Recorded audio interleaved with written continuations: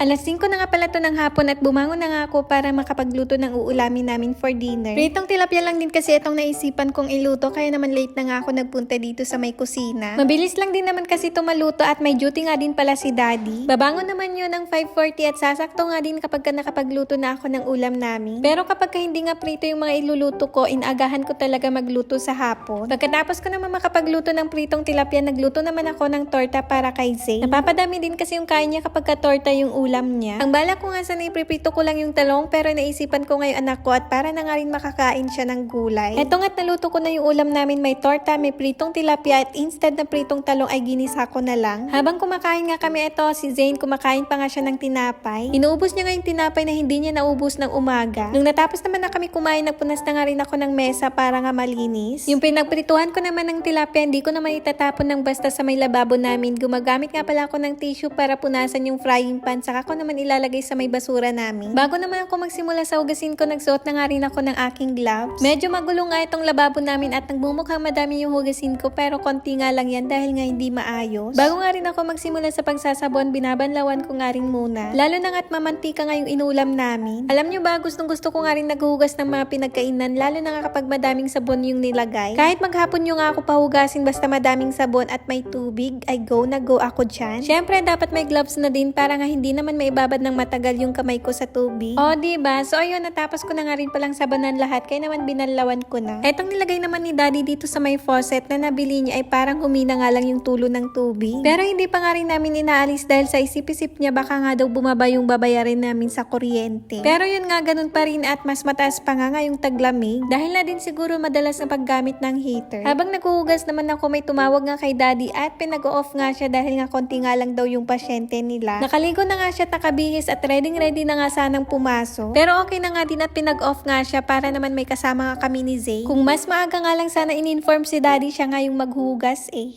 Bali next ko namang nilinisan dito sa may pinaglutuhan ko. Sinasabunan ko nga rin pala yung kalan at pinupunasan. May mga nagtatanong nga din pala kung saan daw namin nabili yung tungtungan ng aming kalan. Nabili nga lang pala namin sa online, matibay naman pero meron nga rin pala sa home box. Nakita lang kasi namin na meron din doon. Anyway, last ko nga din palang nilinisan dito sa may lababo namin. At pagkatapos naisipan ko pa nga maglagay ng mga labada ko sa washing machine. Hindi din kasi ako nakapaglaba ng umaga kaya naman bumabawi na nga lang ako sa gabi. Umalis nga rin pala dyan si Daddy para nga ipare-schedule yung check-up ko sa wisdom tooth ko dahil nga binigyan naman ako ng schedule sa mismong birthday ko pa. Medyo matagal pa nga yun at hindi ko nga alam kung dahil ba sa wisdom tooth ko kung bakit laging sumasakit yung ulo ko. Madalas na nga din kaya naman gusto ko na nga lang ipalis yung wisdom tooth ko. So ayun, habang wala nga pala si Daddy, andito nga pala kami sa playroom ni Zane. At pagdating naman ni Daddy, eto, nag-uusap-usap naman daw sila sa may telephone. Nakakatuwa nga si Zane kapag tinatanong namin kung saan siya pupunta, ang sagot niya lagi ay Dubai. Hindi naman kami madalas magpa-Dubai dahil nga medyo malayo ang biyahe. Oh siya, paano? Hanggang dito nga lang muna, sa susunod ulit. Bye-bye from day, wow, for a face to pour.